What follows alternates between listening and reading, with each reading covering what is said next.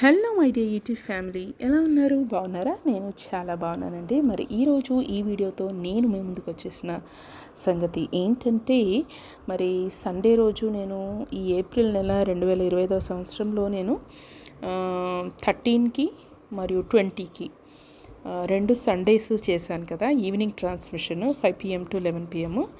ఆ రెండిట్లో కూడా సండే రోజు కాబట్టి సండే రోజు స్పెషల్గా రాత్రి 7:30 నుంచి 8 గంటల వరకు మ్యూజిక్ మాస్ట్రో ఉంటుందండి. నార్మల్గా అయితే 4 hit songs back to back ఉంటాయి. సండే రోజు మాత్రము మ్యూజిక్ మాస్ట్రో అనే స్పెషల్ ప్రోగ్రామ్ ఉంటుందన్నమాట. దాంట్లో ఈ స్పెషల్లీ కొత్త తెలుగు మ్యూజిక్ డైరెక్టర్స్ గురించే ఉంటుందన్నమాట. అయితే తెలుగు మూవీ సాంగ్స్, డబ్బుడు సినిమాలైనా పర్లేదు, ఏవైనా హిట్ అయిన పాటలు ఉంటాయి కదా, ఆ పాటలకి మ్యూజిక్ అయితే అందించిన వాళ్ళు తమిళైనా తెలుగైనా ఒకరే ఉంటారు కదా. అట్లా ఎవరైనా కొత్త మ్యూజిక్ డైరెక్టర్ గురించి చెప్పాలన్నమాట. హాఫ్ అన్ అవర్ కాస్త వాళ్ళ గురించి డిస్క్రైబ్ చేసుకుంటూ వాళ్ళు కంపోజ్ చేసిన సాంగ్స్ని వేస్తూ ఉండాలన్నమాట. అయితే 13వ తారీఖున నేను భీమ్ సిసిరోలియో గురించి చెప్పానండి, హాఫ్ అన్ అవర్ ప్రోగ్రాము. అతని గురించి చెప్తాను. ఇంకా 20th రోజు 20వ తారీఖు నేను జీవి ప్రకాష్, యాక్చువల్గా ఆయన తమిళ సినిమా కంపోజరు, ఆయనవి తెలుగు సినిమాలో కూడా డబ్ అయ్యాయి, డైరెక్ట్ తెలుగు సినిమాలకు కూడా కొన్నిటికి చేశారు. అతని గురించి చెప్పానన్నమాట 20th. అయితే ఇద్దరు గురించి ఈ ఒక్క వీడియోలోనే నేను కవర్ చేస్తానన్నమాట. కాబట్టి వీడియో చాలా ఇంట్రెస్టింగ్గా ఉంటుంది. ఎండ్ వరకు చూడండి. డబుల్ స్పీడ్లో అయినా పర్లేదు, ఎండ్ వరకు చూడండి. వీడియో కనుక నచ్చినట్లయితే తప్పకుండా లైక్ చేయండి, షేర్ చేయండి, సబ్స్క్రైబ్ చేసుకోవడం మర్చిపోకండి. నా ప్రీవియస్ వీడియోస్ చూడండి. కొత్త వాళ్ళు ఎవరైనా ఉంటే ప్రీవియస్ వీడియోస్ చూడండి. అవి కూడా నచ్చాయి, యూస్ఫుల్ అనిపిస్తే తప్పకుండా షేర్ చేయండి అవసరమైన వాళ్ళకి. ఓకేనా? ఈ వీడియో మటుకు ఇప్పుడు స్టార్ట్ చేసేద్దామా? ఓకే. ఆకాశవాణి వివిధ భారతి కేంద్ర నిలయంలో సమయం 7:30 దాటి 40 సెకండ్లు. మ్యూజిక్ మాస్ట్రో కార్యక్రమానికి స్వాగతం అని చెప్పేసి ఆ మ్యూజిక్ కంపోజర్ ఎవరైతే ఉన్నారో ఆయన కంపోజింగ్లో వచ్చిన ఒక సాంగ్ని, ఏదైనా ఫేమస్ హిట్ సాంగ్ ఉంటుంది కదా, అంటే వినగానే శ్రోతలు ఇలా క్యాచీగా వాళ్ళకి తెలిసిపోయేటట్లు అలాంటి పాటను ఎంచుకోవాలన్నమాట. నేనైతే ఇక్కడ భీమ్ సిసిరోలియో గురించి, ఆయన బలగం నుంచి మనకి సుపరిచితం అయ్యారు కాబట్టి బలగం మూవీ నుంచి వేశానన్నమాట. ఆ పాట వేశాను.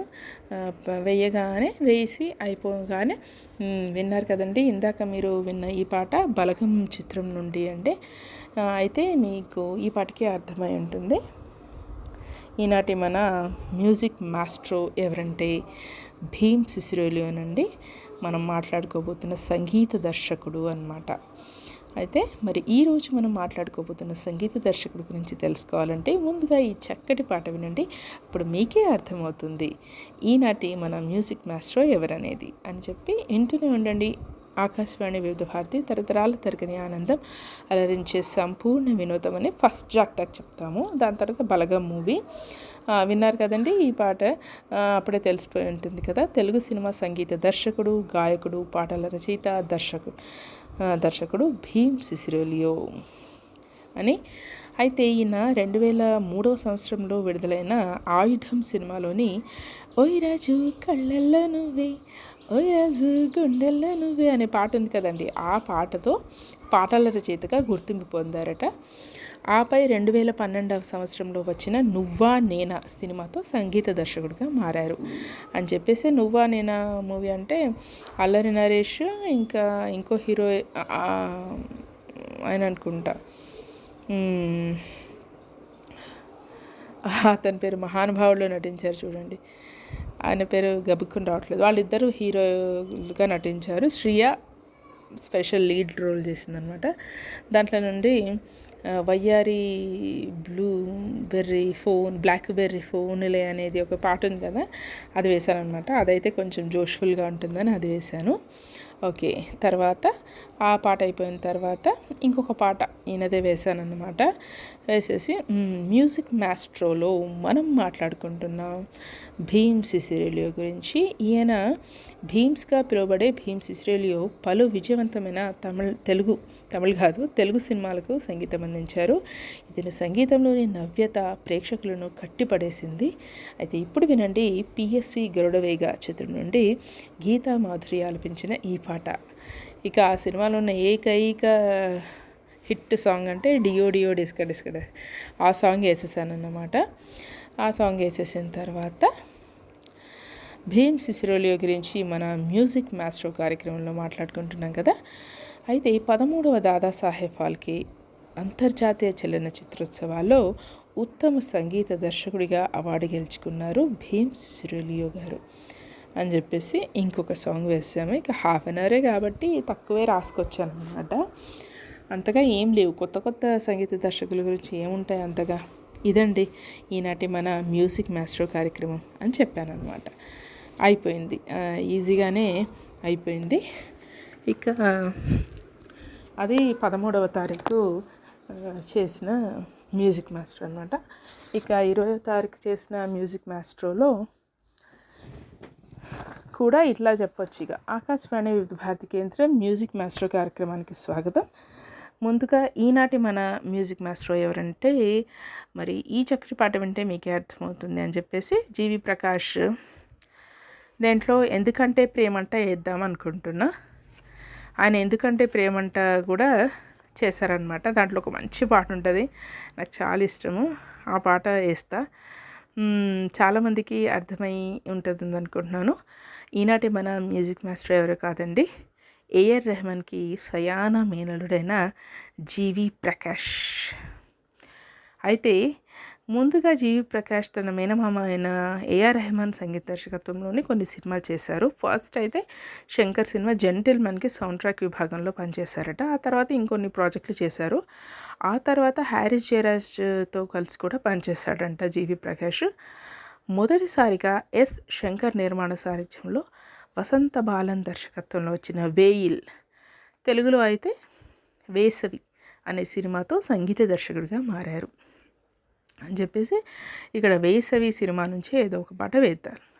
మనం వేసవి అని చెప్పాం కాబట్టి వేసవి నుంచి ఒక సినిమా పాట వేసేసి దాని వివరాలు చెప్పేసిన తర్వాత ఇంకా ఆకాశంని హద్దురా నుంచి ఏదైనా పాట, ఇంకా ఆయన వేరే సినిమాలు చేశారు కదా, ఆ సినిమా నుంచి ఏదో ఒక పాట వేస్తాం అనమాట. తర్వాత మన ఈనాటి మ్యూజిక్ మాస్టర్ జీవి ప్రకాష్ గురించి మాట్లాడుకుంటున్నాం కదా.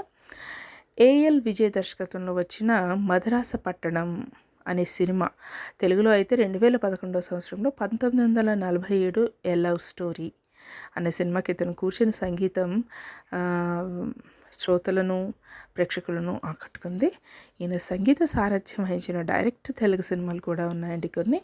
అందులో కొన్ని ఉల్లాసంగా ఉత్సాహంగా, కథానాయకుడు, డార్లింగ్, ఎందుకంటే ప్రేమంట, ఒంగోలు గిత్త, ఆకాశమిని హద్రా, టైగర్ నాగేశ్వరరావు, లక్కీ భాస్కర్ అన్నమాట అని చెప్పేసి ఇంకేదైనా సాంగ్, వీటిలో నుంచి ఏదైనా సాంగ్ వేసేసిన తర్వాత జీవి ప్రకాష్ గురించి మాట్లాడుకుంటున్నాం కదా. సంగీత దర్శకుడిగా, గాయకుడిగా, నటుడిగా సుపరిచితుడైన జీవి ప్రకాష్ ఎక్కువగా తమిళ సినిమాలకే సంగీతాన్ని సమకూర్చారు.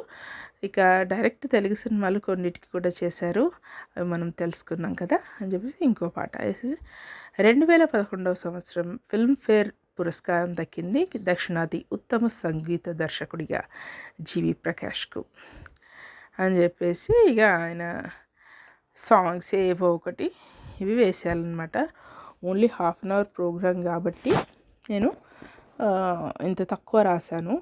వీళ్ళు కొత్త సంగీత దర్శకులు కాబట్టి వీళ్ళ గురించి రాయడానికి కూడా ఏం లేదనమాట. మెయిన్ పాయింట్స్ కొన్ని తీసి రాశాను అనమాట. అదండి ఈ వీడియోలో ఇద్దరు గురించి మాట్లాడుకున్నాం కదా, కొత్త తెలుగు సంగీత దర్శకులు భీమ్ సిసిరోలియో మరియు జీవి ప్రకాష్ల గురించి తెలుసుకున్నాం కదా. మరి ఈ వీడియో కనుక నచ్చినట్లయితే తప్పకుండా లైక్ చేయండి, షేర్ చేయండి, సబ్స్క్రైబ్ చేసుకోవడం మర్చిపోకండి. Thank you.